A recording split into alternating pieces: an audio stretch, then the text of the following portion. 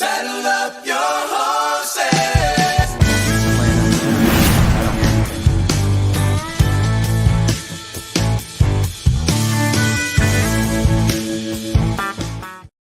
Pitter patter, let's get at her. It is another episode of the Manely Broncos Podcast, and we love the Broncos doing podcasts like this, and more importantly, we love when the Broncos are winning. We love when the Broncos are winning and are on a winning streak. We can officially say, now that the Broncos are on a 4-game winning streak, we can officially say, and Matty knows this because we built this from the ground up, this is the first time the Broncos have actually had a winning streak in the Manely Broncos Podcast era. So it feels so good to say that. And thank you to everybody that is hopping in the chat with us here tonight.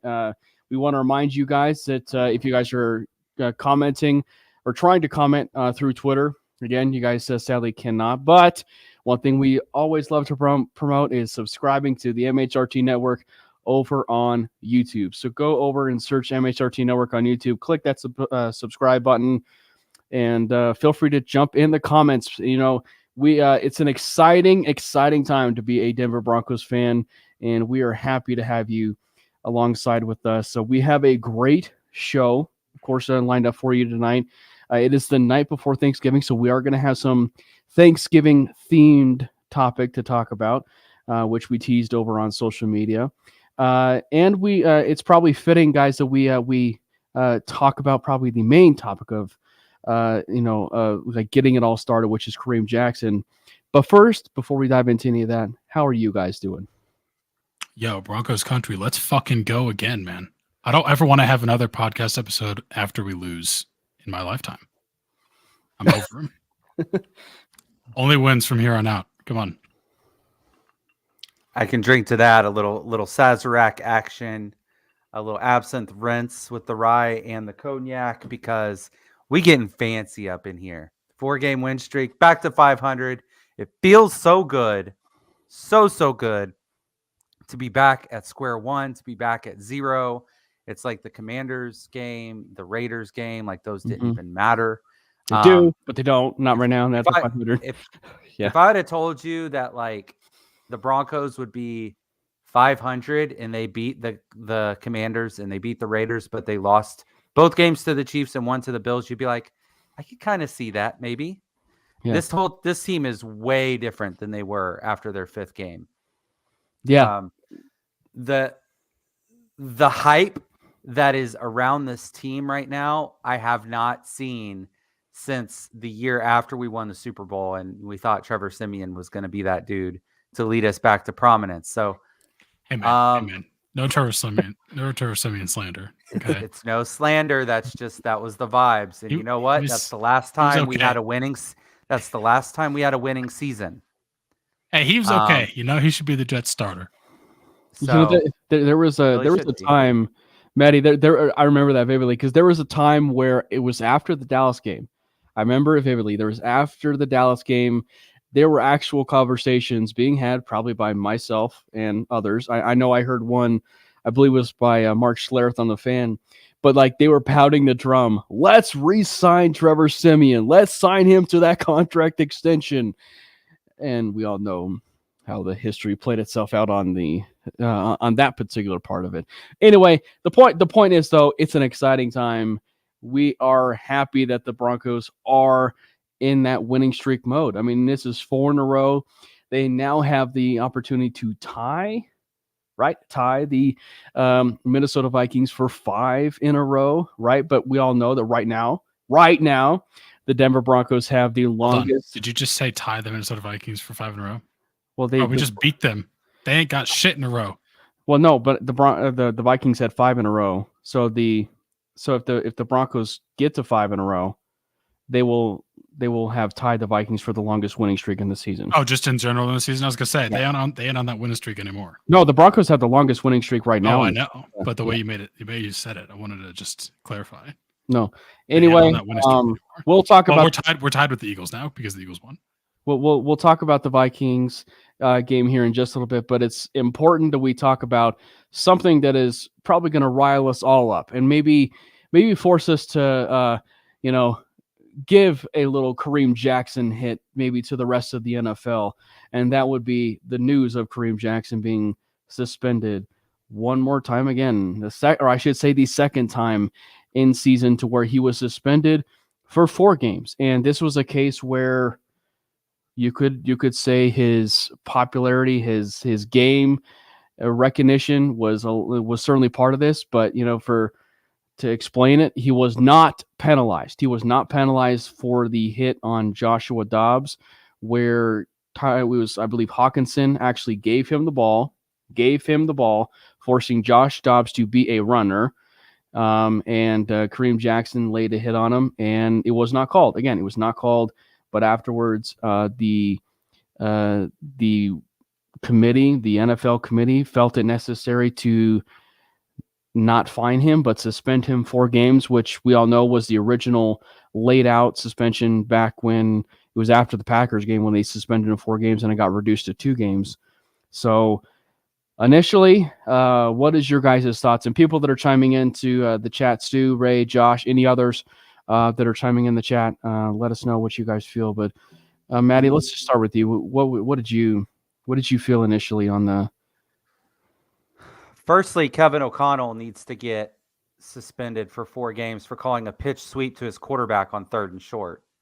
That's first thing. Second thing, he's a runner. And how many times each week do we see runners create just as much contact, if not more, while ducking their head down? I mean, if we're going to be 100%, like, you have to see what you hit, it needs to be consistent across the board. I agree with Justin Simmons. There is not consistency here. I agree with you, Cam. His reputation is the real reason why the suspension's been levied. There was no penalty for this. There are multiple hits every week. There was one from the Bills on Cortland Sutton that was, it's just fine. It's just a football play. So, like, at what point are we just going to have to start playing with flags and change the game that we're in? Like, that was a football hit. The dude's a runner. It wasn't like, I mean, him leading with, like, you could say, okay, leading with the crown, like, maybe lift your head up just a little. I don't know. But I mean, that was a lot of shoulder and it was a lot of chest impact. I don't know how else he's supposed to hit a guy who is running through people. You saw the touchdown run he had in the game, right? Mm-hmm. You saw, like, the 9-yard scamper he had. Like, arm tackles weren't going to bring him down. You had to hit him, and it was 3rd and short, and he hit him the best way he could have on a guy who was sweeping outside. Again, he wasn't a quarterback. He's a running back. Just because he's Dobbs and people see him as a quarterback, he wasn't on that play. He is a runner. So, like, what else is the defense supposed to do? What else are we supposed to do? What about you, Brandon? You're muted. This is no, I know. I didn't want to interrupt Matty. I don't know. This is weird to me because if you look at the exact wording of that rule, it makes sense. Like, he was suspended because he technically went against that rule. Here's my concern with it. Like, let me just read that rule verbatim. It is a foul if a player lowers his head and makes forcible contact with his helmet against an opponent. It has nothing to do. It doesn't even say anything about the opponent being a runner. It has nothing to do with the opponent, like, getting hit in the helmet or any other part of the body. It just says forcible contact with his helmet against an opponent. So technically, by the letter of the rule in the NFL, what Kareem Jackson did was against the rules, and that's why he was suspended.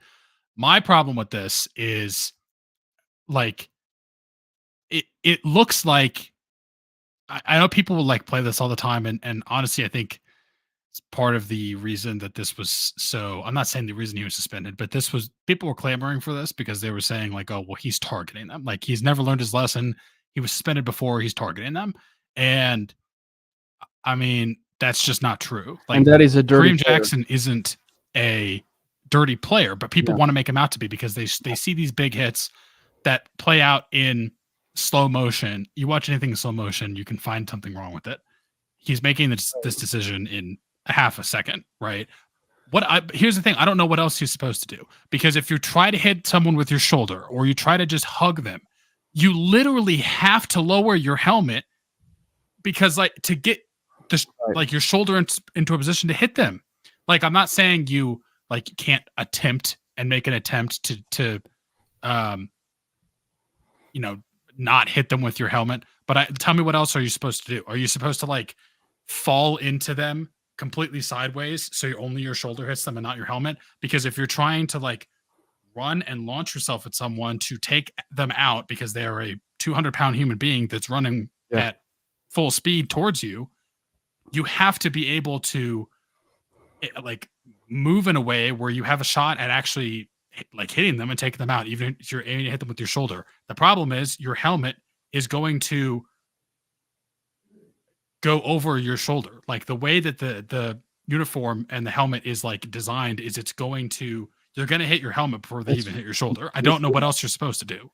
Yes, it's the first thing that's going to possibly even make forcible contact. And the only way you can even attempt is like, okay, you have to aim your shoulder at their outside shoulder and make sure your helmet goes behind them. But then you're just aiming at the smallest possible target and you're probably going to miss. Like I literally don't know what else the player is supposed to do.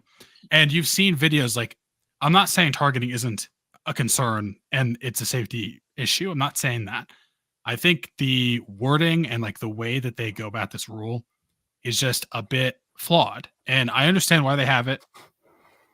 They're trying to protect the players. I get that part. They're not wrong there. But you've seen videos before, and I can't find the one specifically that someone shared, but it's a great example of like the textbook definition of literal targeting. Like the guy is spearing someone with the crown of his helmet, like trying to hit them with his helmet.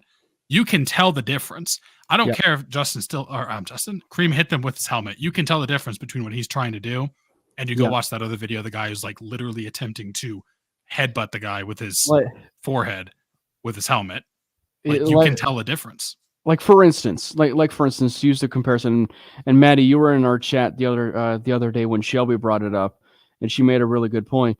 But like Vontaze Burfict, right? Vontaze Burfict. I mean, I will be. Vontaze Burfict was dirty. I will be completely. He was a headhunter, and when he made the specific hit, and I think there's an argument to be made that Antonio Brown wasn't necessarily the same player after that hit, but that hit that Burfict made in, I believe, was the playoff game, where it was pretty obvious that it was forcible contact from helmet to head. And it was pretty obvious exactly what he was trying to do there. And I think the problem with the NFL, and Ray said it perfectly in the chat, and we brought it up, but I'll bring it up again. But it's the consistencies. I think the thing is like if you go call up a previous play in that game, Alex Singleton had roughly the exact same hit. I don't know if he was on Dobbs or if he was on a running back.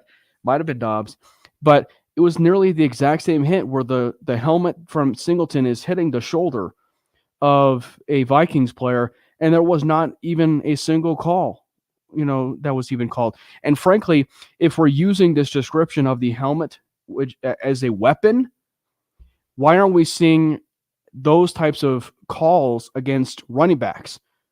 Right? I mean, Kareem Hunt and, the Broncos are going to, face the Cleveland Browns. Running backs lowering their helmet to drive into a defender. Yeah. Running backs lower their helmets. Derrick Henry, Kareem Hunt, they lower their helmet, into a defender. That is using your helmet as a weapon. So why not penalize the running backs?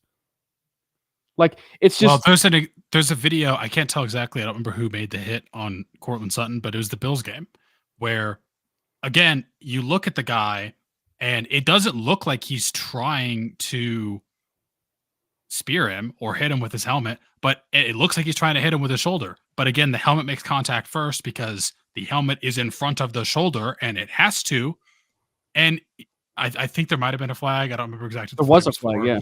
But he wasn't suspended. He wasn't fined. There was no, like, this guy is dirty. He did the same thing. It just happened to be that because you see Kareem Jackson, who's a physical player that's done this a few times, and they're like saying, oh, well, he's clearly headhunting. No, he just hits people hard. He's just a hard-hitting safety. I don't know who said this, but someone asked, is the era of the hard-hitting safety LSD Atwater? It's gone. No, gone. And yeah. I agree. I think it is. I think it is gone. And it kind of sucks because it's fun to watch. And I understand that they're concerned about player safety, but you got to figure something out here because I agree 100% that consistency is a problem, but also like teach the players, have some kind of a camp during the offseason or something about, okay, we don't want you to do this. Here's a way that you can still take them down consistently without having this be an issue. I don't know what it is. Like, I'm obviously not a professional football player. I don't know what the technique would be. It just seems to me like, okay, you're trying to hit them with your shoulder. You literally can't. Yeah. And I think the thing that is just unbelievable, and again, I don't want to, I'm just going to come out and say it. Like it just feels like the NFL is making an example out of Kareem. Like, it just feels like they're making an example out of him. And like to the same point of like, these are the types of plays and players we're trying to get rid of in the NFL. And so, and again, like, yeah, they're trying to get rid of the hard hitting safety. Yep. Yeah. And I think that, and it really is hypocrisy. Like, it is 100% hypocrisy. And I think that from the Broncos side of things and from Kareem, you absolutely do have to change in some ways how you're playing the game. And I think, to that point, that's where a film session is going to come in handy with guys like Justin Simmons and some of those linebackers within the room to be, using instead of your helmet more, like doing a little bit more of a wrap tackle. But the thing is, like, Kareem Jackson's in his career, he's never been a wrapping, tackler, and he's like 35 years old. And given his size and his frame, he has to play bigger than he is. And in doing so, you have to use maybe the most logical weapon at your disposal when you're a tackler, and that is using the helmet, to the shoulder and finding the ways to bend the rules so that you aren't being suspended in, X amount of games or, losing certain games. But it's going to be really interesting to see what the Broncos do now, because the depth of safety is a concern. PJ Locke, you don't know if he's going to play on Sunday. It did seem like Sean Payton was rather complimentary of JL Skinner, who was active for the first time. I'm surprised we haven't seen at least a little bit more of him, to be honest. So we might see him again on Sunday. But he's a hard-hitting safety. I don't know. Yeah. Might not see him for long. Yeah, he's a big safety too. He's like 6. Yeah. He's the reverse of Kareem. So Kareem's like 5'11" and like 180 or something like that, and uses every inch of that. And then JL Skinner's like 6'3" and like he's built like Cam Chancellor, basically. Yeah, Kareem Jackson's 5'10", 187. Like, damn, that's respect to Kareem for making those kind of hits at that weight. JL Skinner's 6'4", 220. That's like Batman and Robin, and Kareem Jackson is Robin. Basically. All right. On a positive note. Anyway, but on a positive note, we won, right? The Denver Broncos won, and more importantly, guys, you know what that means? With the Broncos winning 4 in a row. We're going streaky! Yes! Oh, you already said that.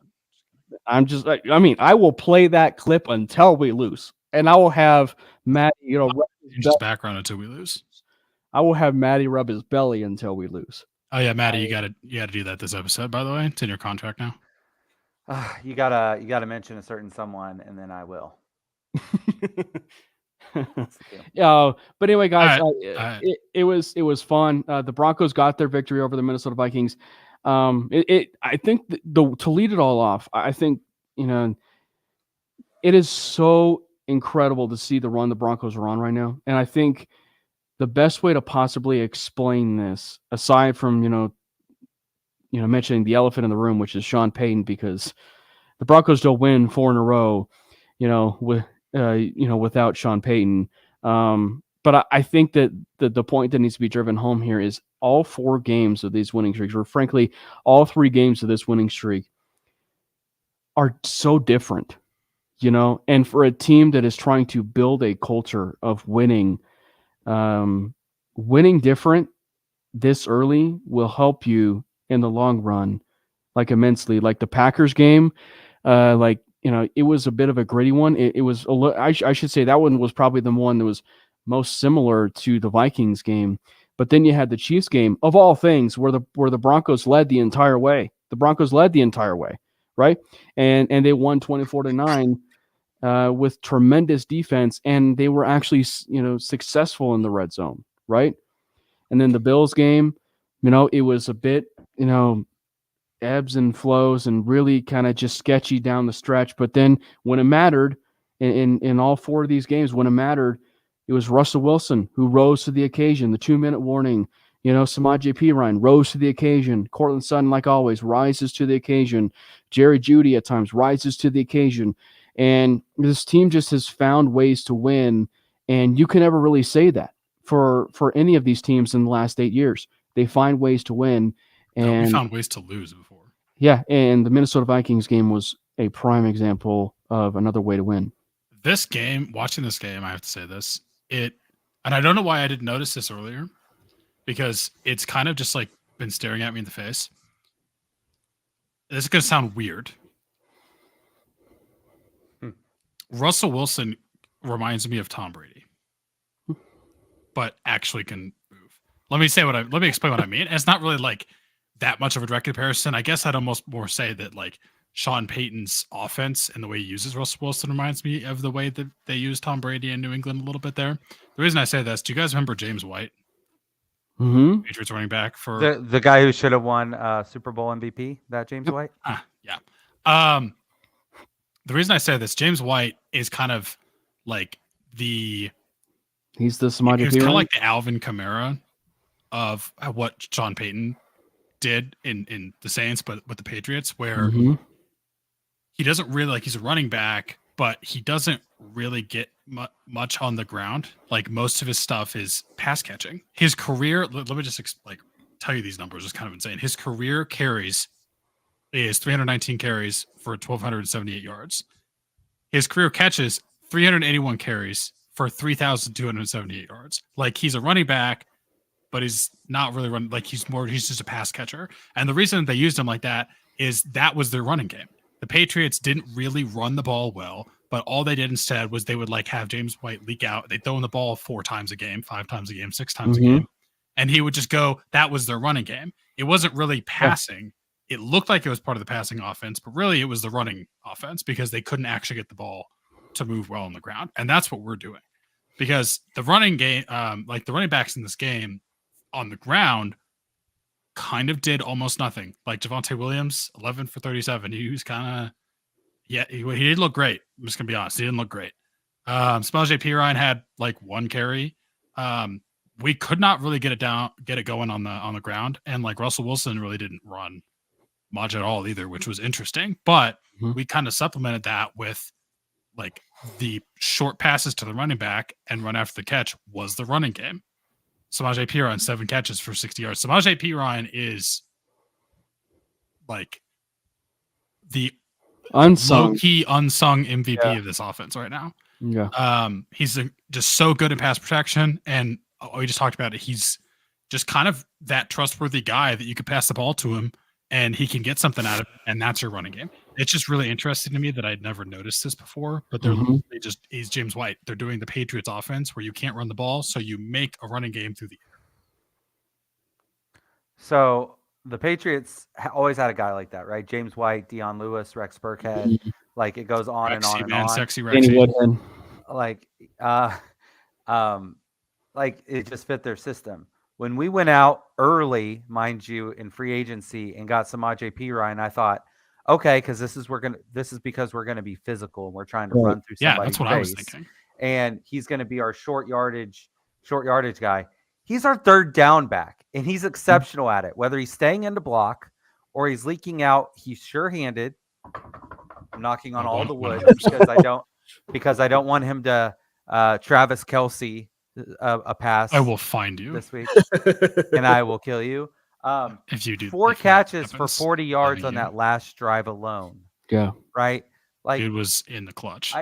I haven't seen the film on the back end of it, But like, why can't we just integrate some of that urgency and pace early on? We are struggling mightily to get going early. We are really struggling in the third quarter to score points. We're one of the worst scoring points in the NFL in the third quarter. So why can't we up the tempo, let Russ cook, maybe give P. Ryan more snaps to allow us that versatility, and let's go to work instead of lining up with, 8 guys on the line of scrimmage in tight and trying to run the football when we're getting dominated inside and we're not able to keep defensive tackles at bay. Like, let's just cook from the beginning and get them on their heels. You guys want to go too high shell? Yeah, you want to go too high shell and you want to play this little zone? That's cute. Like, you're going to have to open field tackle Samaje Perine consistently. Let's turn that into our running game. Like, and doing it, mind you, McLaughlin, I love his talent, but when 38 comes in, all the corners have to do is say, bet, I'm covering the flat. If he's coming my way, if he's swinging out my way, it's coming to him. More often than not, when he was in the game on a pass play, it was going out to him quickly. Yeah. So, and we never set up like a double move to where we got him to bite and then hit him up the sideline or any. No, it was just, and I think that and to the McLaughlin thing, he's a great story, and I actually do like his talent. I mean, but it's to the point, and this is in his rookie year, but it's to the point where we saw the exact same things with Phillip Lindsay.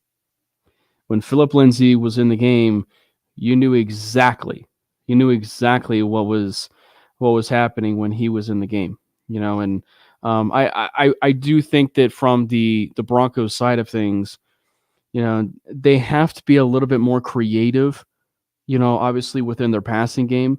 Now, one thing you do have to give them credit for, and I mean, definitely they had some third quarter struggles and some very unfortunate penalties that negated some big yardage.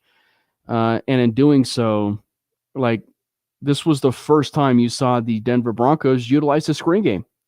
And it was actually effective. Like, it was the wide receiver screen game, the screen to Jerry Jeudy, where he was able to run, in the open. It was much more effective than in the past. Whereas, and then of course, when you do stuff like that, it allows you the opportunity to push the ball downfield. Like, it allows you to push the ball downfield. Now, not having a tight end we're definitely missing a tight end. Is significantly hampering this, right? It is significantly hampering this.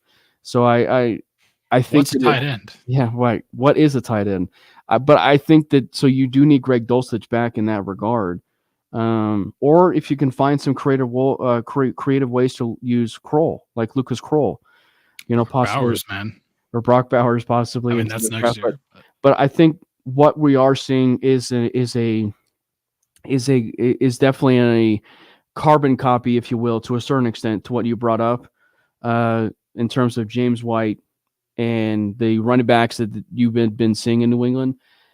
And I think, it's getting to the point, though, where even with this offense, and I know that there are certain limitations, right? Limitations with this offense and everything. But to Russ's credit, with Sean Payton, he's operating within the system and he's operating with what has been given to him. And so he's not necessarily allowed to cook as much as he has, down the field. I almost wonder, with as efficient as he is operating this, there's possibly an opportunity where, say, the Broncos don't take that quarterback next year, or they take him in like the third round, or they take him in the fourth round that following year, and that's the guy that you mentor under Russ. But I wonder what's the question going to be like that second season with Russ? Because again, like we look at this offseason where the Broncos did not make any moves. They didn't make any moves. They didn't trade Jerry Jeudy. They didn't trade Courtland Sutton, and they're coming out like gangbusters right now. And you're starting to see the chemistry really unfold. What will that second season be with Sean Payton? Will there be more of those downfield throws, the consistency, the knowledge of the system, et cetera, et cetera, et cetera? So I think that, it's going to be it's going to be a fun time, I think, as this season and games progress and as you see the offense unfold. Yeah, I mean, it'll definitely be interesting. Going back real quick to like the Minnesota game, I will also say, and I'm not going to say this. I'm not going to say the phrase. But Flores. Oh my God. You got to pronounce it. First of all, Courtland Sutton. That's all I got. That's all I got. Dog. He's him. Damn. I can't believe we almost traded this guy. Courtland Sutton is, and I've said this before, it felt like Courtland Sutton is the kind of more of the focal point in the offense than Jerry Jeudy is. And I know for a little bit there, and Cam, I'm pretty sure you said this, that Jerry Judy's the wide receiver one. Nah, it's Courtland Sutton, and it's going to probably stay that way. Courtland Sutton is he just continues to dominate people. Like all he knows how to do is score touchdowns. He scored 5 in a row. It's 5 straight. He's definitely. So I was talking to my dad about this before I went on. There's a legitimate argument. So this is obviously we're not making this up. But Courtland Sutton might actually be, the best we've ever seen him. This is the best we've seen. This is his best year for sure. This is the best we've seen Courtland Sutton since 2019, obviously. But I think there's an argument to be made. This is the best we've ever seen Sutton. And the reason why I say it has to, because 2019 was previously his best year. So this is better than 2019. No. But the reason why I'm saying that, the reason why there's qualifications to this is because in 2019, you saw some of those big catches. You saw the yards certainly rack up where it was 1,000 yards. But there was, this is where you finally, again, like with this win and with the way things are shaping up, the Broncos are finally experiencing meaningful wins, meaningful games too, in a playoff race. And we're seeing Courtland Sutton really rise above it all in big moments, in big catches, on 4th downs, in touchdowns to win the game, become the wide receiver that, Russ had in Seattle with DK Metcalf.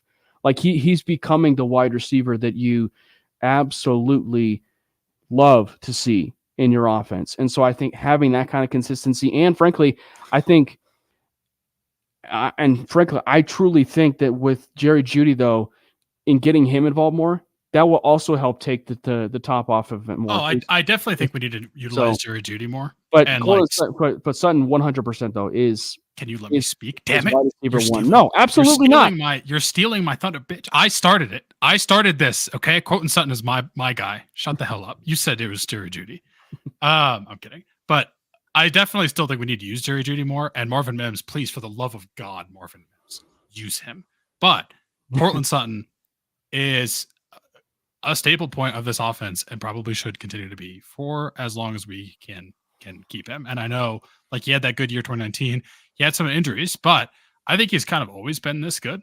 The thing is just like Jeudy, I love you, man. You had the touchdown. You had that touchdown in the 4th quarter. It was so free and you didn't get it. And so you make Courtland Sutton come back and make an even harder catch to win the game. And like, that was some vintage Russ magic. And that was the other thing I was going to say is also, I got to give it up to Russ because he had some plays. Like, again, we kind of talked about it a little bit there. And I even said this, I think, previously, in that it felt like he was doing just a lot of like dump off stuff. And that's why I'm so upset at myself that I hadn't noticed before that it was kind of like the James White role in the Patriots offense where that's your running game, because it felt like that. And I was like, okay, well, we're just like, why isn't he doing anything else? Like, all he does is dump it off. But it was more by design to supplement the lack of a running game. But you did see him like that just ridiculous throw and catch by Courtland Sutton with one hand, basically on the left sideline. Then you had, Then you had, I think there were a couple of like the deep shot to Courtland down the sideline. Yep. There were a couple of like 3rd and long or even 4th down passes that kind of just like super clutch moments. And then just the game-winning drive to come back, throwing that touchdown in the corner of the end zone to Courtland Sutton, just like amazing catch. The placement on that was incredible. Dude, just took the snap, stepped up in the pocket, put it only where Cortland Sutton could get it. Cortland jumped at the perfect right time.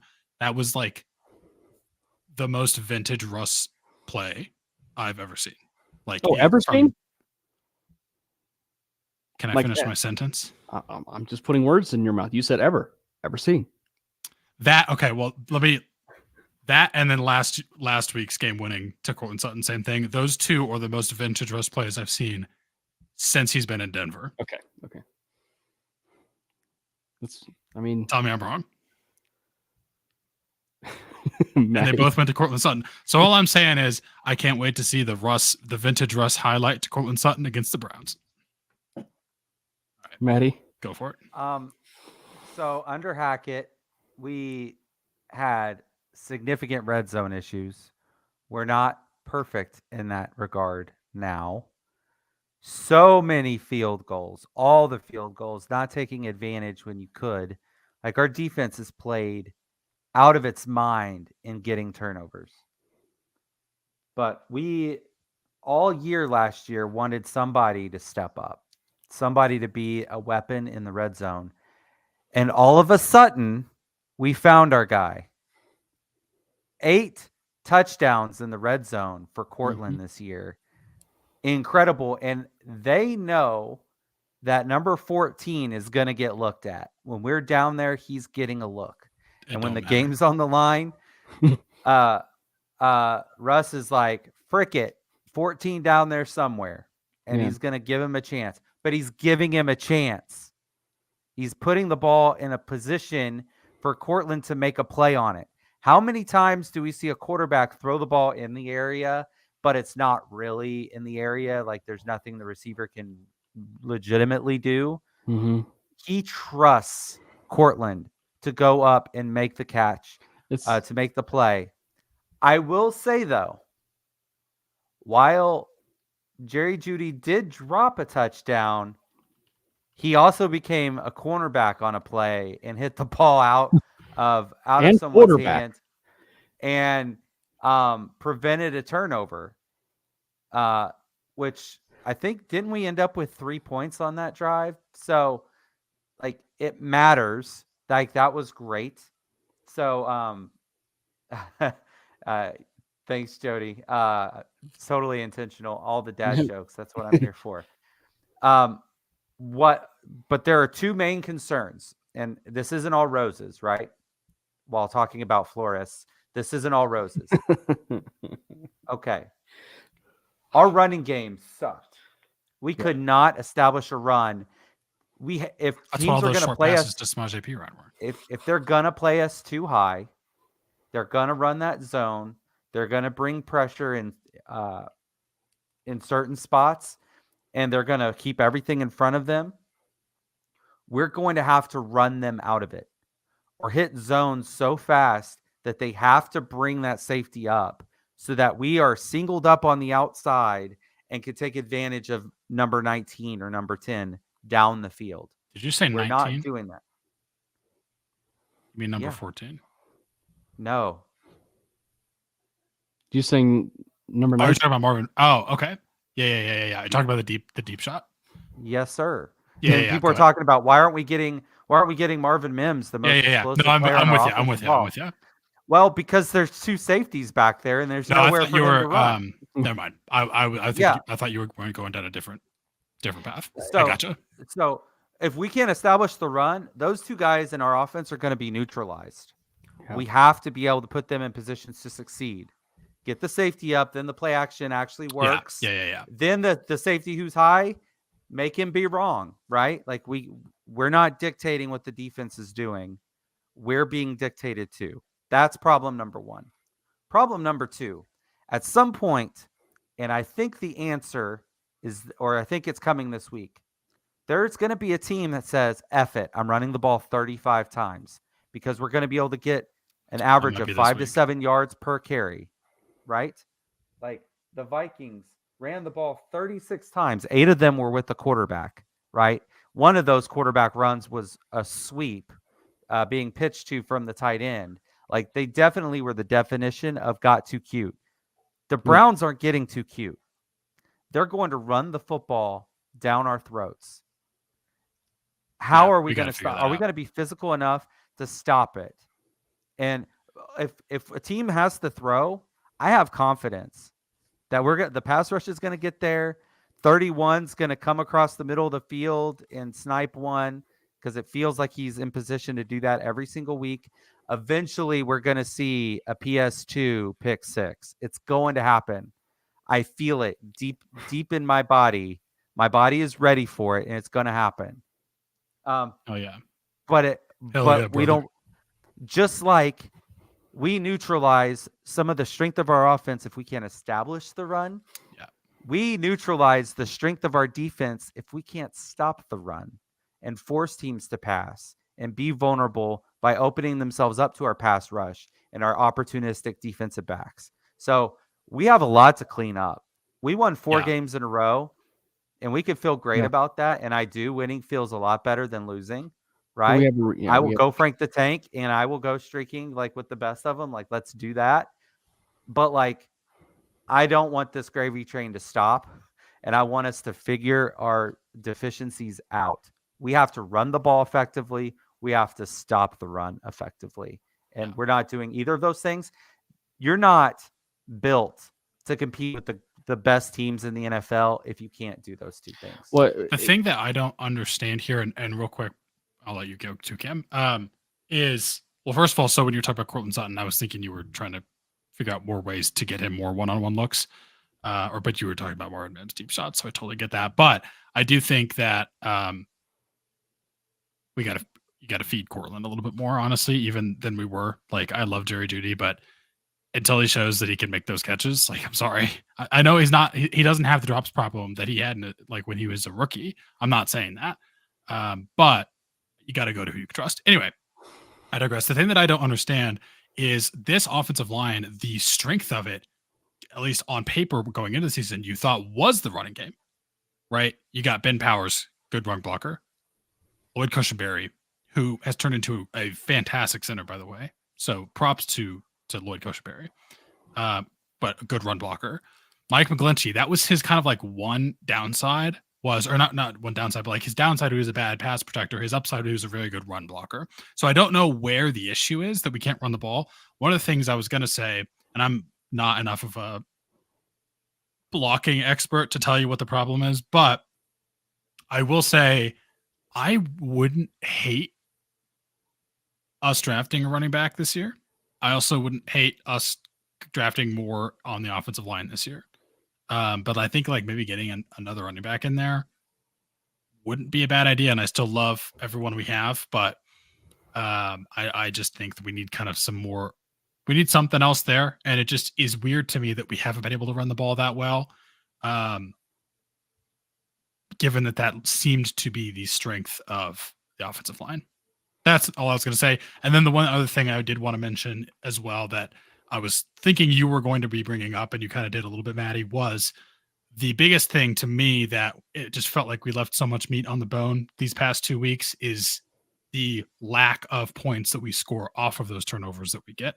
Like we are turning, I don't think people like fully understand, and I'm maybe they probably do, but this is not normal. Defenses do not have this many takeaways in this few games. Like I've seen it as much before, as I would, as much as I would love it to continue, it's not very, it's not something you can rely on consistently. Now, I mean, could it continue to keep happening? Absolutely. Would I love to see it? Yep, it'd be great. But this is just not normal. Like this is a elite stretch of takeaways by this defense, and complete credit to them. I just don't know if that's something you can just rely on, and that, oh, well, the defense will get it back for us again. Yeah, the defense is sustainable. The defense is sustainable, but not the stretch of turnovers. The takeaways. Right. But I think that like the reason why I say that I've seen it before is, look, I've seen a fair amount of Hawkeyes games, Iowa Hawkeyes games. The Iowa Hawkeyes defense literally lives and breathes off of like, you know, averaging 4 turnovers a game. So that's a great comparison, actually. But I do have to say I do have to say this about Jerry Jeudy, and I realize we're harping on his drops, or in particular the touchdown.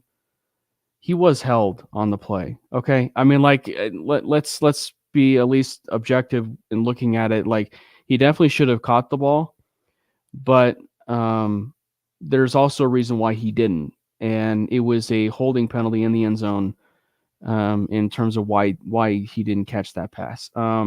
But as far as just overall with what's being said, I don't disagree with anything that you guys are talking about. I mean, the run defense is proven. If you're going to be nitpicking the defense as a whole of where things are right now in the defense, it is the run defense. The run defense is rather suspect, despite the fact that DJ Jones actually had a pretty decent game against the Vikings.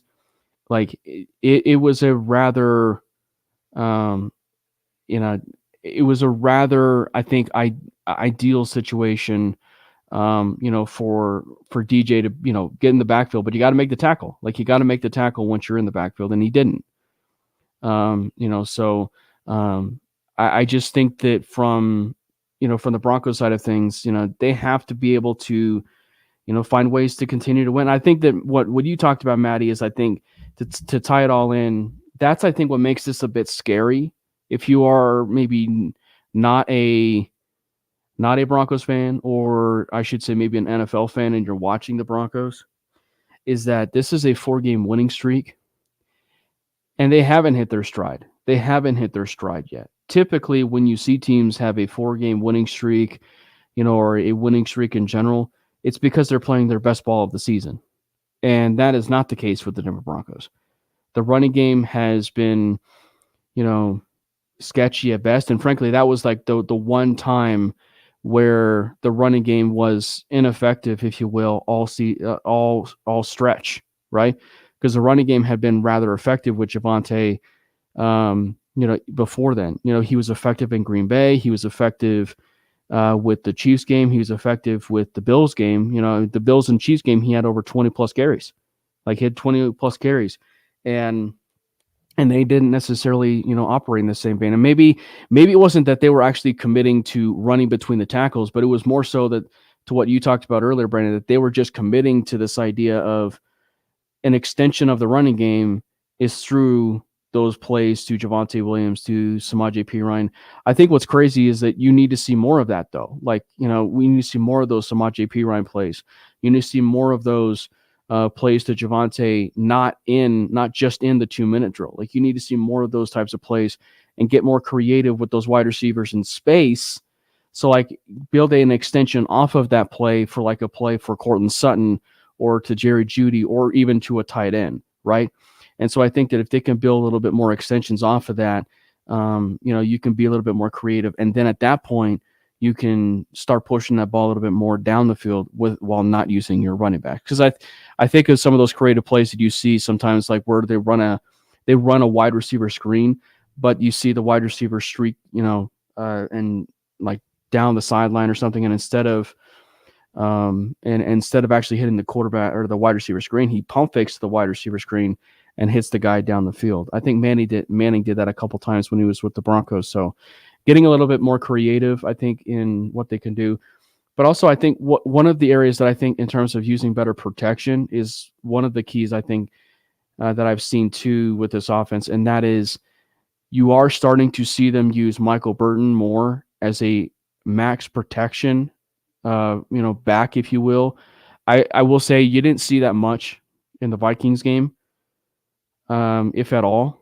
But I do think that, especially with Samaje Perine and Javonte, it gives you some flexibility. I think if they are going to be creative with guys like Samaje in that backfield, I wouldn't be upset if you had Burton and Samaje like in shotgun, and you had Burton and Perine back there, or Burton and Javonte, and you use Burton as your extra protector on shotgun.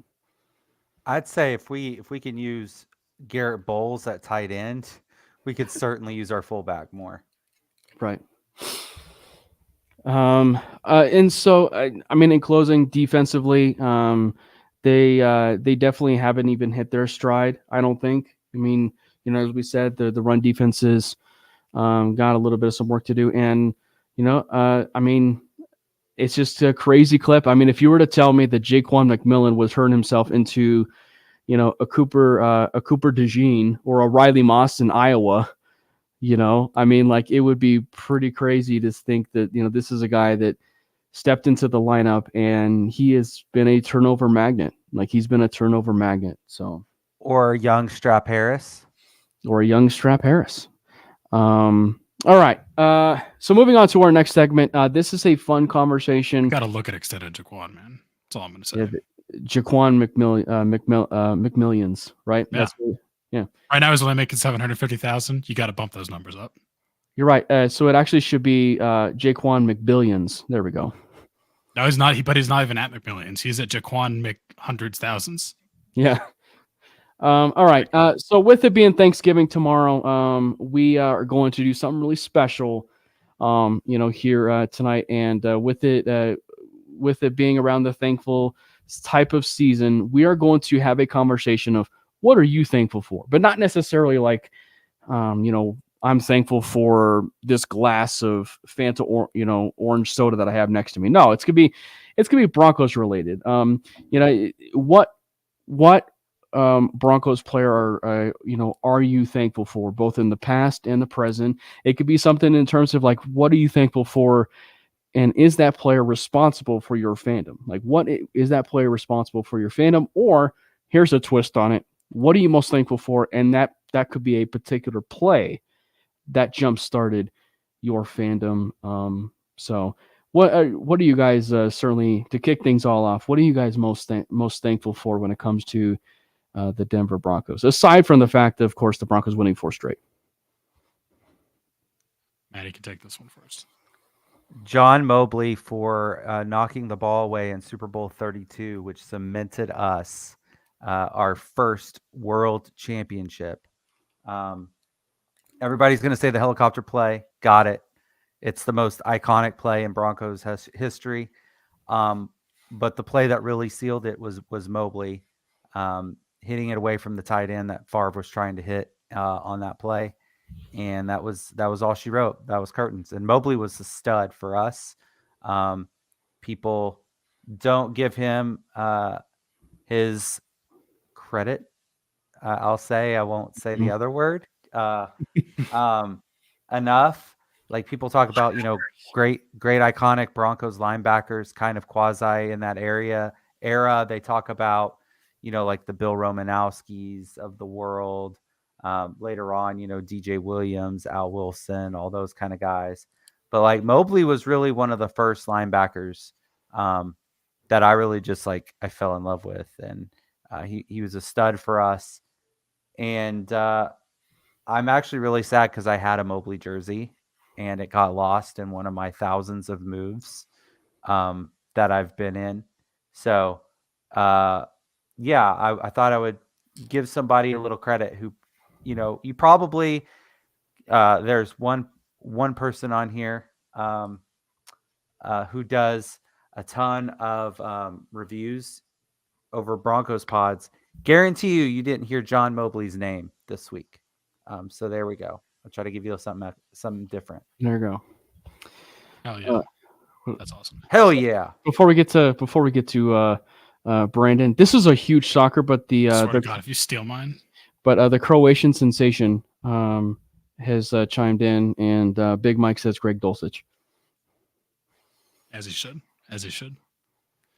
All right, I'm gonna go with a name that I feel like is, I don't know if underappreciated is the term, but maybe slightly overlooked. Jake the Snake Man.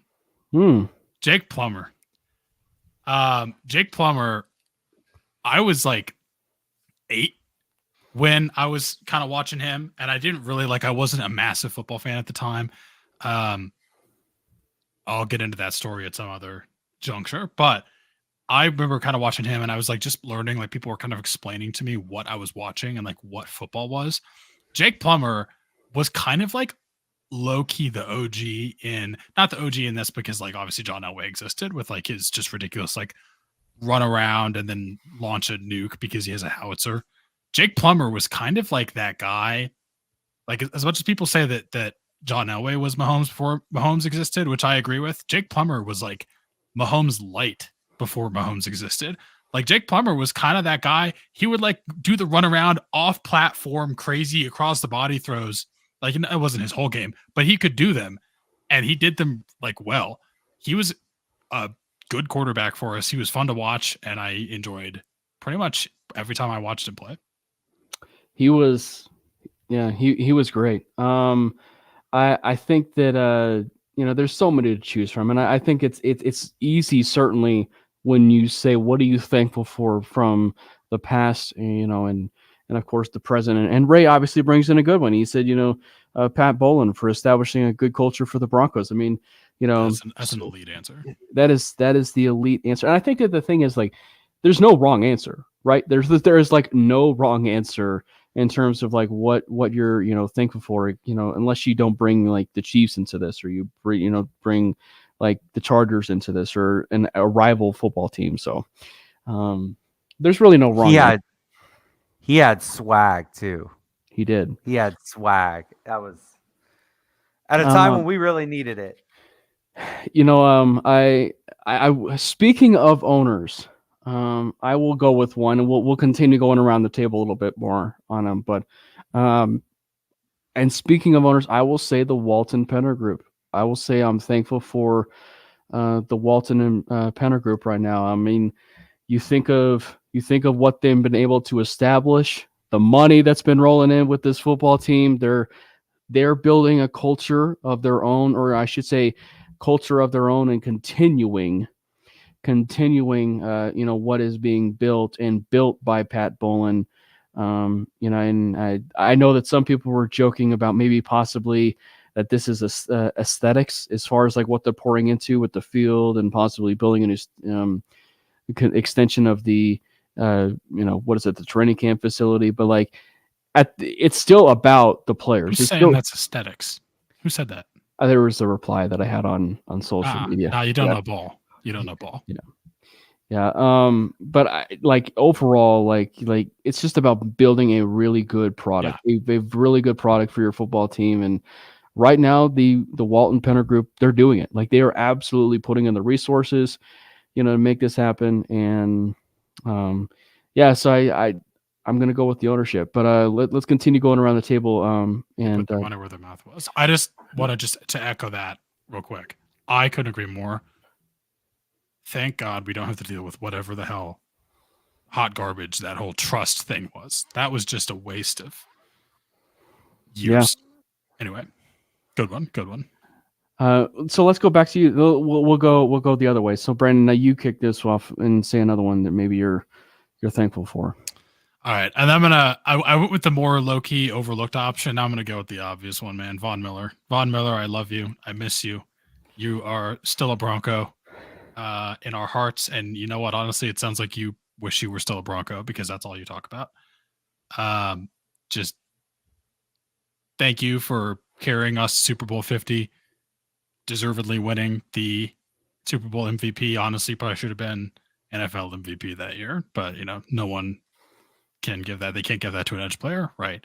But no, just Von Miller, you are one of the ultimate Broncos of all time. Obviously, first ballot Hall of Famer.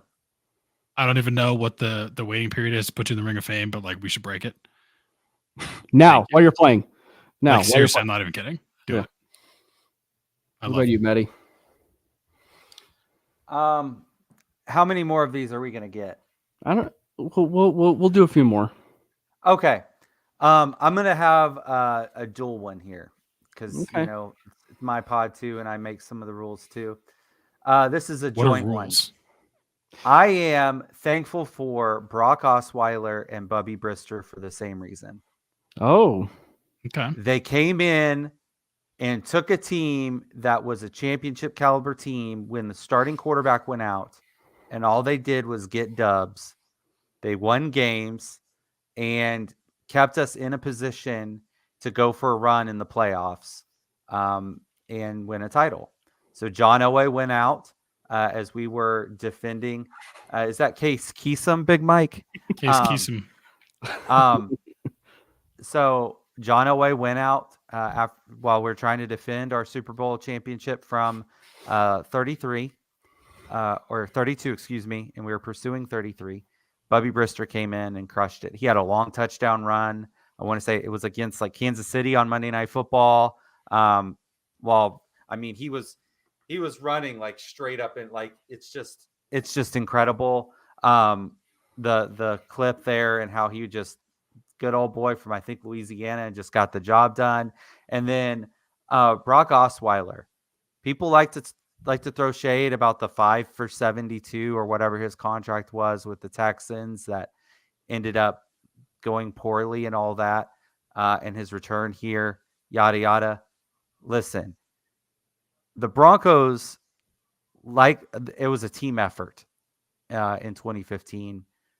The Broncos are not in position to win a Super Bowl without Brock Osweiler.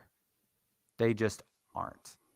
Our offense had a very small margin for error. Our defense was elite that season, but we still won by the hair of our chinny chin chin in a lot of games. Despite that, any worse quarterback play, we're not hoisting the Lombardi Trophy. Von Miller's career looks entirely different. Peyton Manning's time in Denver feels a little different, right? That season, he wasn't the Peyton Manning we knew and loved. It was it like 9 touchdowns, 17 interceptions, something like that? 5 against Kansas City in the game that he got the record on. So, like all those things, so much of Broncos history is changed if we have a worse quarterback than Brock Osweiler. And he wasn't bad. He wasn't even a game manager. Like he got us the plays we needed when we needed them. So props to him. Props to Bubby Brister. Again, 2 other guys you're probably not going to hear on a Broncos pod this week. And both had equal impacts in Broncos country history. Yeah, it's a really good one. And because there's so many different avenues with that 2015 season that you don't win a Super Bowl without. You know, there's so many. There's so many to pick from. There's so many moments. There's so many like players. Like it's funny because you mentioned Brock Osweiler, and Brandon, you mentioned Von Miller. The one that I was going to thank is in connection with Von Miller, and that's DeMarcus Ware. I was going to thank DeMarcus Ware because I as much as, Von Miller is certainly the player that he became, right? And he was always such a super talented player. And by the way, was better than Aldon Smith. I'm just throwing that out there. Like, from his rookie year, he was better than Aldon Smith, contrary to maybe public opinion at that time. But, DeMarcus Ware came to Von Miller at a moment when Miller needed it the most, right? Because so many of us remember the moment. I remember it when Elvis Dumerville was not a Denver Bronco anymore. The fax machine era. Fax machines, man. Yeah, the fax machine era. I was actually working. Get this. I was actually working with 104.3 The Fan as an intern that day. And like when you think about it, like just the overall landscape when he left, it just felt like a downward spiral for Vaughn. He got into some of the off the field stuff that you weren't supposed to at that time. And then I feel like people forget about that. Yeah, and so much so that even there were people, you go back on social media, there were people that actually wanted to move on from Vaughn. And then at that point, I think he had the ACL injury. And then 2015 hits, Vaughn is still here, and DeMarcus Ware is walking through that door. And by the way, DeMarcus Ware should also not be a Denver Bronco, because let's not forget the Broncos were this close to signing Jared Allen that offseason. And instead of signing Jared Allen, they pulled a fast one on him. And the moment that Ware was cut is when they signed Ware. And so I think, it's just, it's crazy to think about, what could have been. And Matty, I see you playing Smeagol and Gollum over here, chiming in the, in the chat over here. But it's crazy to think of what could have been different in that free agency. Like it's super crazy because you mentioned Dominic Rodgers-Cromartie instead of, I should say, re-signing him. Like re-signing him instead of bringing in Talib, or there was a time where it was also either Darrell Revis or it was Darrell Revis or Talib, and then it became Aqib Talib, and then there was the offseason where they moved on from Brandon Stokely. You bring in Wes Welker, which we all know at that point was an upgrade for Stokely, and Stokely was great with Manning. All-time great call, Gus Johnson against the Bengals. There's Stokely down the sideline. Yeah. Dude, I can just like recall that exact announcement from memory. Like I just hear it whenever I want. Yeah. Looks like let's see, what is it? We have Biggie Broncos saying, "I'm thankful for Champ Bailey." That interception of Tom Brady, man, that will forever be ingrained in my brain. And oh, by the way, we would be remiss if we didn't talk about possibly the person that made that entire play happen, and that would be Mr. Number 25. And on the Denver Broncos, site, with all the media that they do, and of course on 850 KOA, that'd be number 25, Nick Ferguson himself, who helped make that play happen. So maybe it's kind of like one with the other. If you feel like you're thankful for Champ Bailey, especially on that play, you gotta feel like you gotta be thankful for Nick Ferguson on that play for kind of getting that entire play started. Not thankful for Benjamin Watson. No. Nope. Not absolutely. On that play. Great human being. Awesome. As much as we erupted on that interception, I don't know. I can't even fathom what would have happened if he scored. Like, I can't even fathom. Like, it's already a top moment, but like if he scored, I still think it might have been. It was real damn close to being a touchback. Yeah. It was so close. Yeah. I'm gonna. But you put that ankle on me, Ricky Bobby. Oh my God. Before I move into the next segment here, just to do a little toss out here of another guy I'm thankful for. Julius Thomas. Oh, Julius Thomas, man. I feel like it's really easy when you look at like the history of the all-time great Broncos tight ends. I mean, obviously it's Shannon Sharp, and then people that have obviously been around for a little bit longer. And this was before my time, but like Riley Odoms was obviously on that list. But Julius Thomas, I know he wasn't, but he's only here for 4 years, and a lot of this was, the Peyton Manning, just magic, right, of those 2 years. But dude just comes in, has back-to-back 12 touchdown seasons, and as a Bronco, contributed greatly to what you can argue is the greatest offense in NFL history in that 55 touchdown pass season by Peyton. And dude's just a baller. Like, he found ways to get it done. All he did was score touchdowns. And Julius, I am thankful for you, because I feel like people, I'm not saying to forget about you, but like, he's up there in probably top 5 or even higher greatest Broncos tight ends of all time. He's only here 4 years. Yeah, he was he might have been there, man. It's hard to say, but like his career was cut short. Yeah. But like, he was on a trend where he was 100% the most talented tight end the Broncos have had since Shannon Sharp.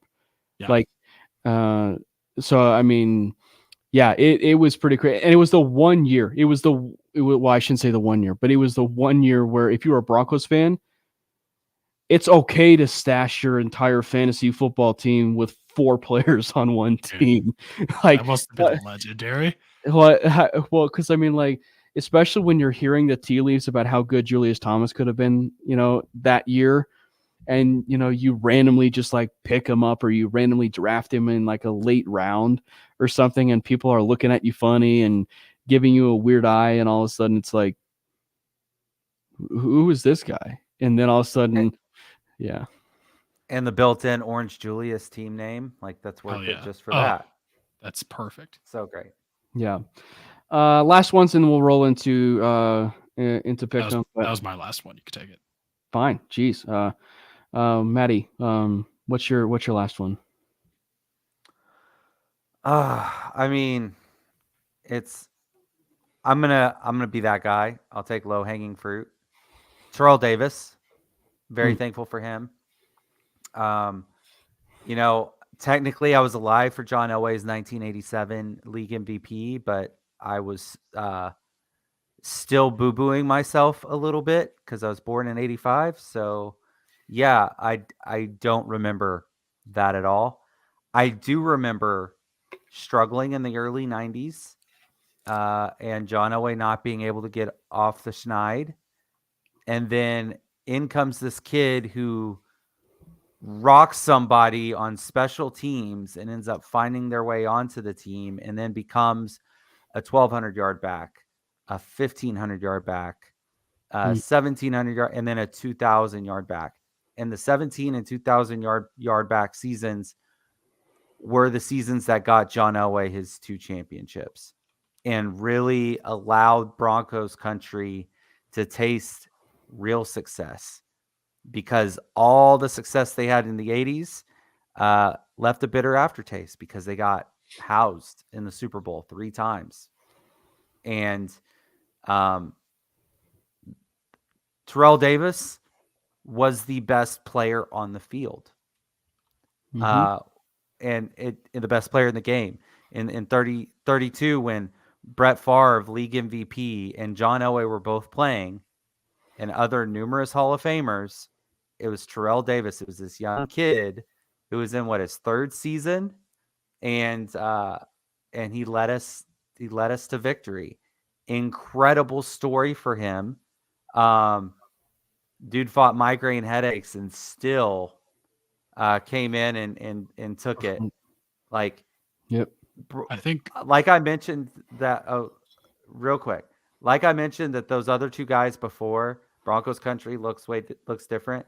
That's like on a Doctor Strange like timeline thing. Like all the timelines look different with no Terrell Davis. John Elway's career is looked at completely different without Terrell Davis. What I was go ahead. Sorry. I salute Terrell Davis. And I was just trying to add on to that real quick. What I was about to say is Terrell Davis, I think, is one of the biggest what ifs in NFL history. Obviously, injuries kind of cut it short. If he continued to play at that level, you're in the greatest running back of all time conversation. I mean, and he already still kind of is. Yeah.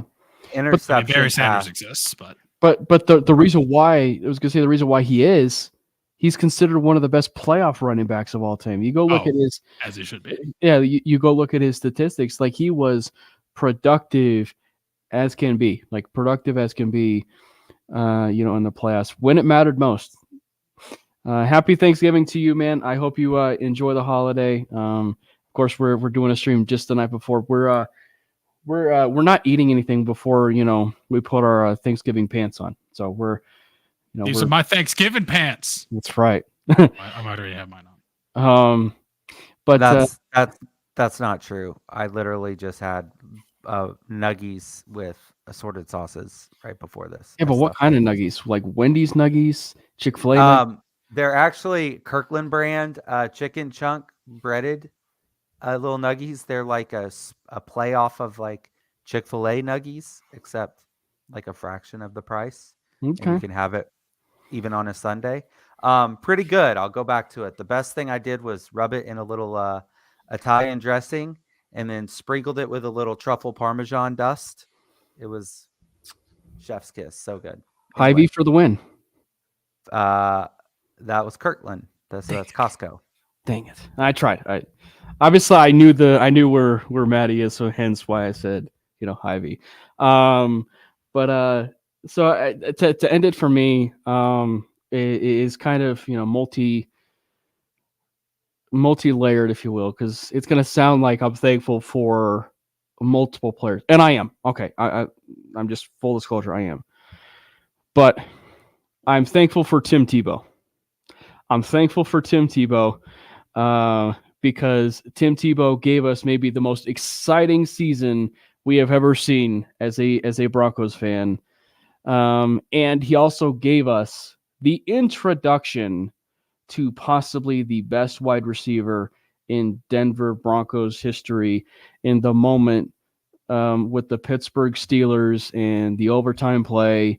And in doing so, with that winning streak, to finish the way that he did and into the playoffs and then get obliterated by the Patriots that following week, still never deterred Peyton Manning from becoming a Denver Bronco, who, oh, by the way, shares a birthday with another legend that is a part of this podcast who shall not be named.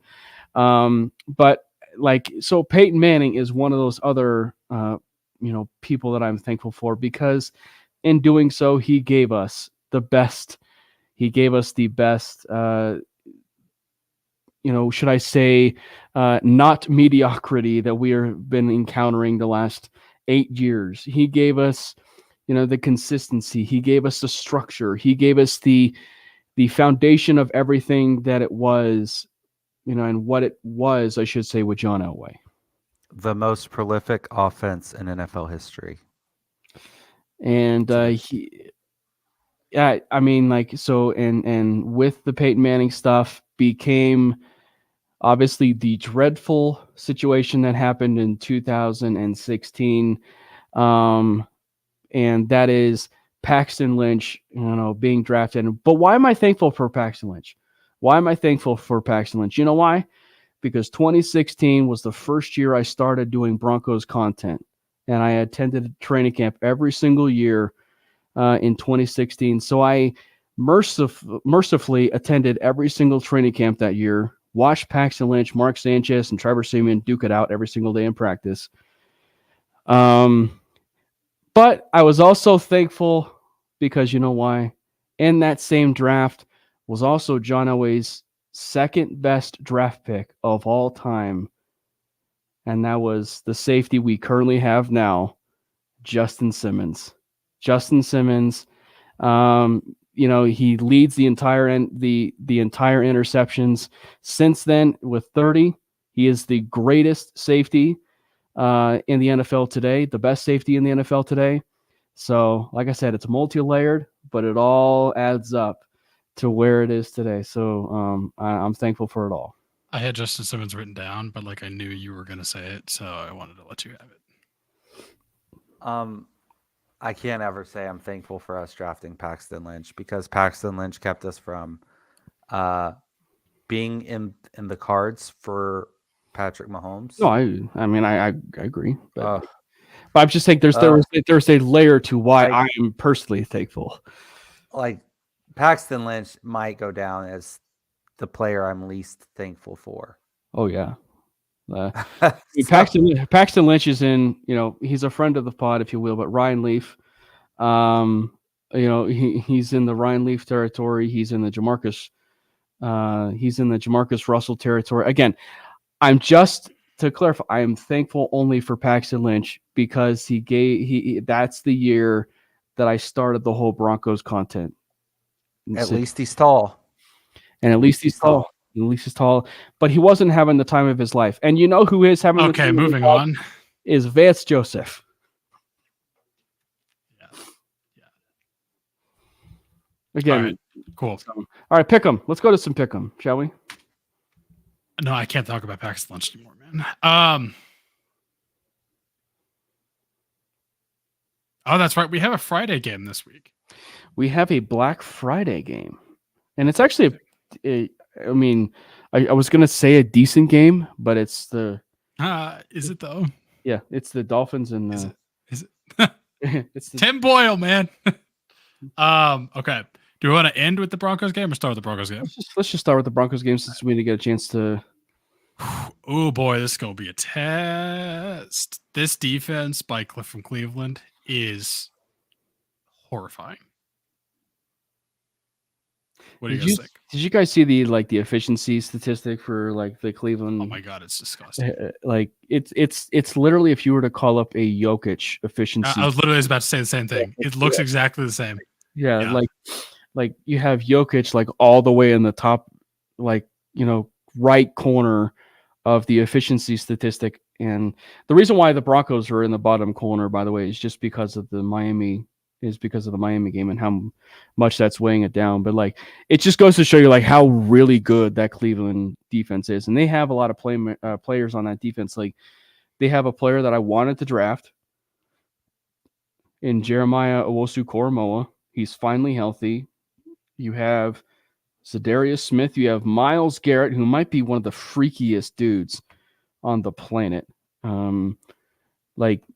So certainly maybe the best defensive, pass rusher, if you will, in the game today. So Garrett Bowles, Mike McGlinchey, they're going to have their hands full, with the offensive line. I think offensively, I will say, I don't know if you guys are going to say this, but offensively, I would imagine the same game plan. I'd imagine roughly the exact same game plan, maybe a little bit more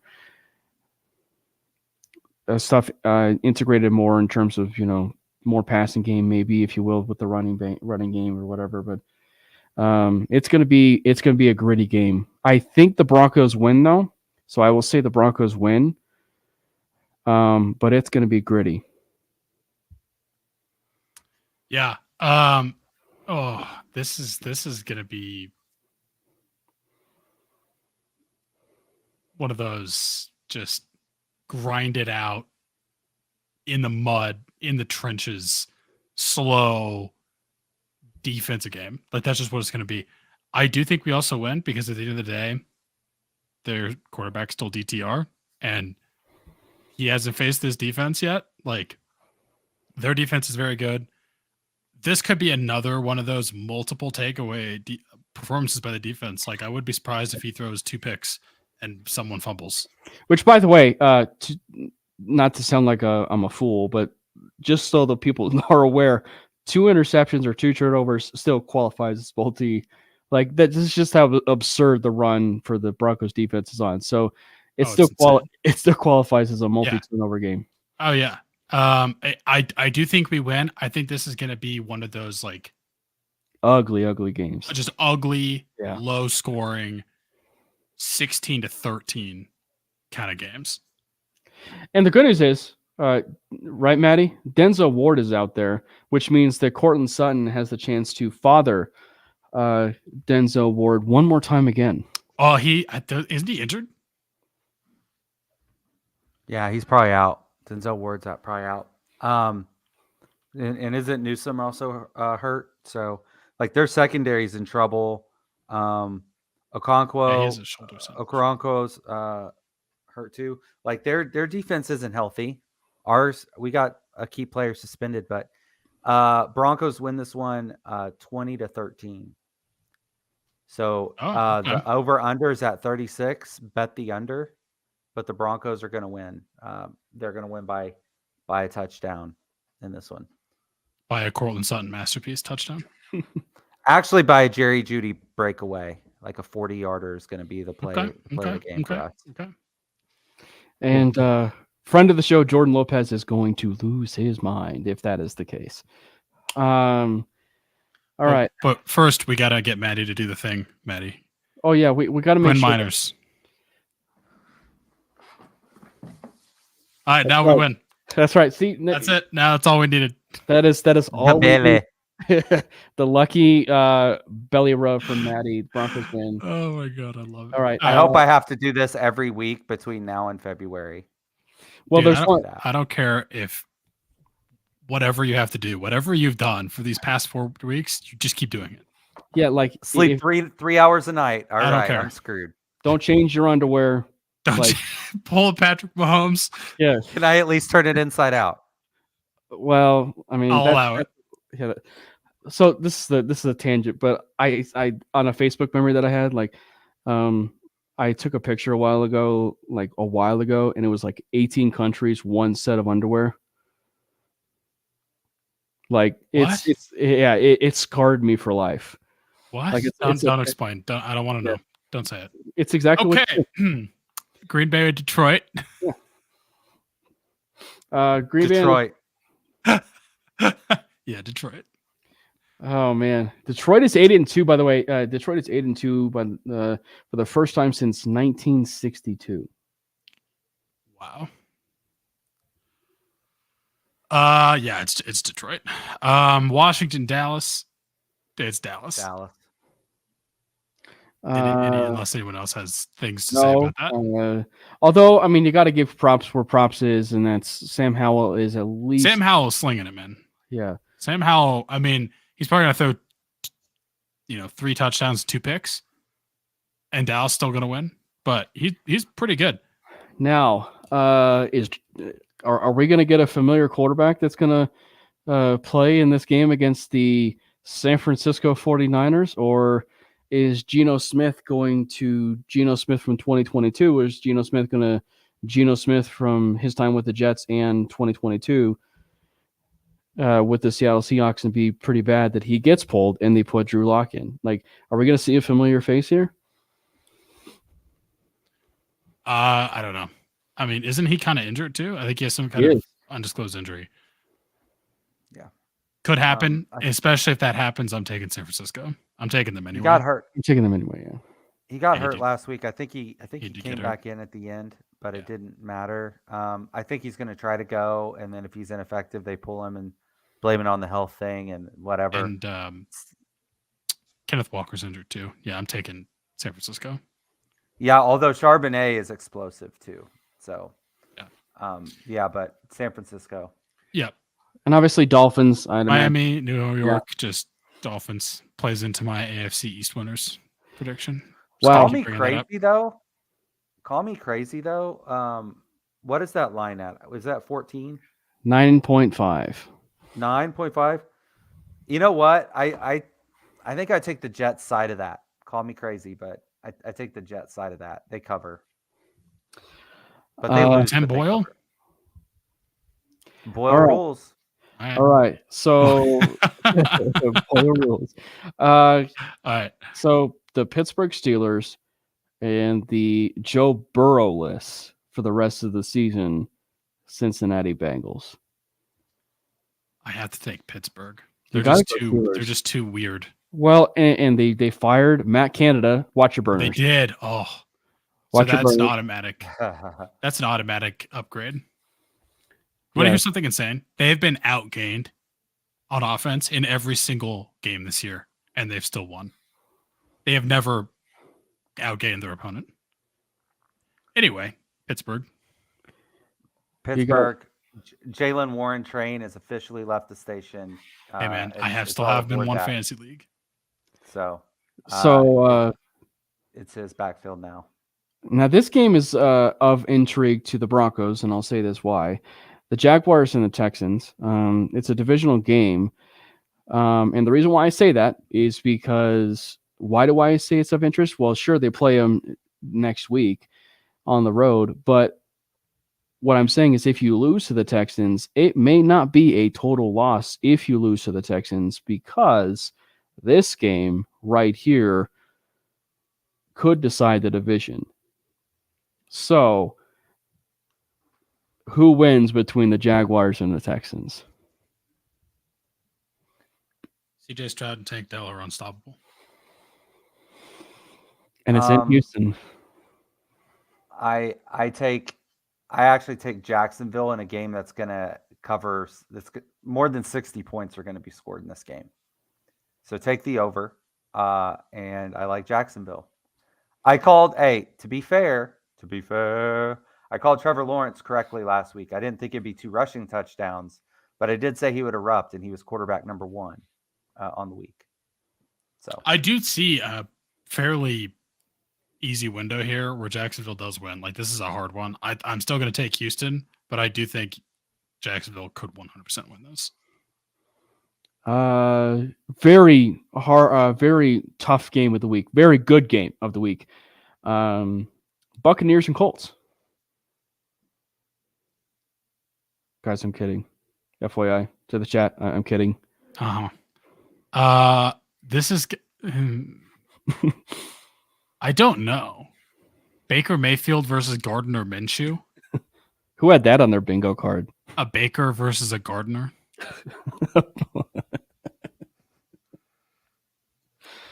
That was good. I literally don't know. I think I have to take.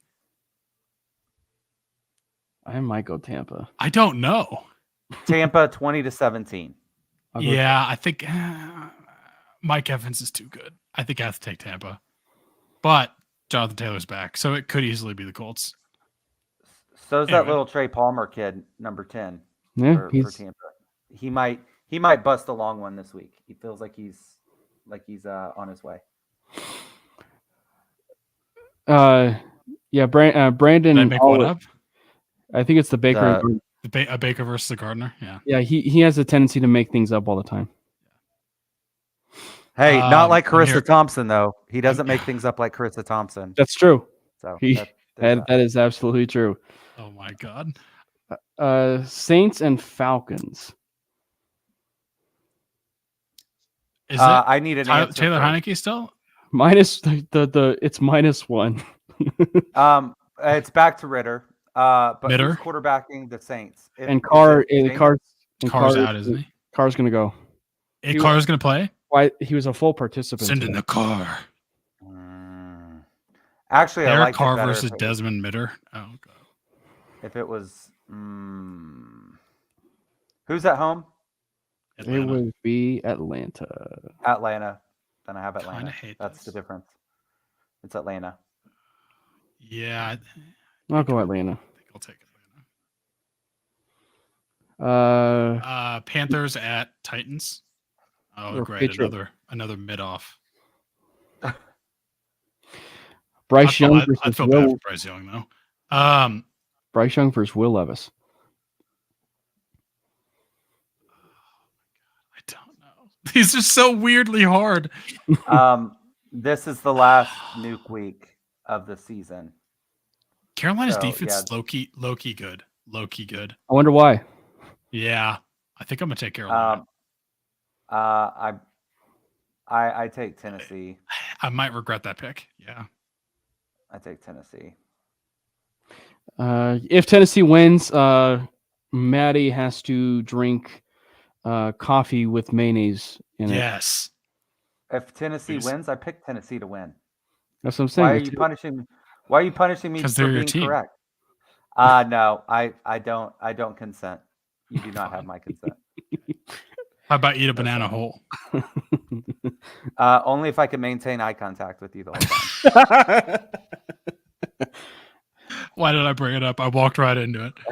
I might regret that. I'm going to say Carolina, but I might regret it. Patriots and Giants. These games are a snoozer this week. These are horrible. I think I may go Patriots on this one. I don't know. Can I pick neither? It's in New York. No, actually, I'll go Giants. No, wait. DeVito started. Oh my goodness. Yeah, but Mac Jones might not even be starting. God, this game's horrible. This game sucks. I want to rest this game. This game is too bad to be legal. Okay, so just pick a name out of a hat, Brandon. Giants. Okay. Actually, all these games are pick a name out of a hat. These games are shit, man. Rams and Cardinals. This one's not. Okay, Kyler Murray, Matthew Stafford. You know what? This Kyron Williams coming back. I think I have to take the Rams. Cardinals defense is in. I might actually go Cardinals. Kyler's all the way back. All right. He's good. This is going to be a good game. But yeah, I'm going to go with the Rams. Michael, I think you're just picking the other team to spite me at this point. Good. We'll save the actual best game of the entire weekend for last. And I think we all know what that would be. Ravens and Chargers. Well, how are the Chargers going to lose this one? Well, I think they'll lose it outright. Well, yeah, but they're going to find a new way. Yeah. I have to take the Ravens. You have to take the Ravens. The number one seed in the NFL or in the AFC, the Ravens. The reason why Matty... the Chargers are going to be... What? Hold on. 4-7. Oh my God. Brandon Staley, goodbye. Bye-bye. Bye-bye. Oh, Bears and Vikings. I'm going Vikings. Yeah. The Josh Dobbs Linsanity has another week. Linsanity. I love it. Yeah, we said it last week. The Pastronauts ready for takeoff again. It's going to happen. All right. So you didn't say Chiefs Vegas. I know. That's not the best game of the week. Chiefs. I know, but you still didn't say Chiefs Vegas. Yeah, Chiefs Vegas. You skipped straight to Monday. I know. I'm going to get that game over with. That's fair. Yeah, it's the Chiefs. I don't know why I brought it up because it's so obvious. All right, the actual game of the week. Bills at Philadelphia. Chiefs are going to score. Mahomes is going to throw 4 touchdowns this week. He could. How funny would it be if Vegas wins that somehow? Then it's true. Yeah, I was going to say that it's true proof that the Chiefs are frauds this year. That would be ridiculous. Dude, I'd be 6 to midnight. Yeah. All right. Buffalo at Philadelphia. Philadelphia just somehow wins. Did you guys see that thing that he's like tied with that? Jalen Hurts is tied with Cam Newton for rushing touchdowns, but it's like, are these things the same? I mean, stats, yes, but the thing is though, they could have called it like the Carolina Crush or something, like, I don't know, instead of brotherly shove, whatever. Like Newton could have done that too, right? So keep pounding like it was in their DNA, but yeah, I take Philly. Eagles are the best roster in the NFL. Like, they're the best roster in the NFL. All right. Why does part of me want to take Buffalo? The Eagles secondary is kind of depleted. It's trash. They're terrible against wide receiver ones. Give up a lot against tight ends. Doesn't matter. I'm still going to take the Eagles because the defense of Buffalo is also gutted, but I think this could be close. Yeah, definitely. All right. Well, thank you guys so much for hopping on with another episode of the Manely Broncos podcast. And on this Thanksgiving, we want to say thank you and for tuning in to the Manely Broncos podcast every week on Wednesday. It's certainly been a joy, to interact with all of you. It was great. And for anybody that is getting a chance to spend time with their families on Thanksgiving, enjoy it, cherish it. Those moments don't come forever. And from Brandon, myself, and Matty, we want to wish you guys a happy Thanksgiving, and stay safe out there. Eat a lot of food. We'll be back on Wednesday. Later. All right, guys. Okay. Hold on, guys. Oh, I lost it. Outro. Fast lane when I pass in the street. Bag of money in the passenger seat.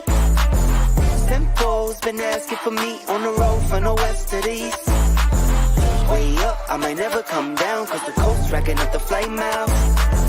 So high, I might never come down, so what, this is my lifestyle.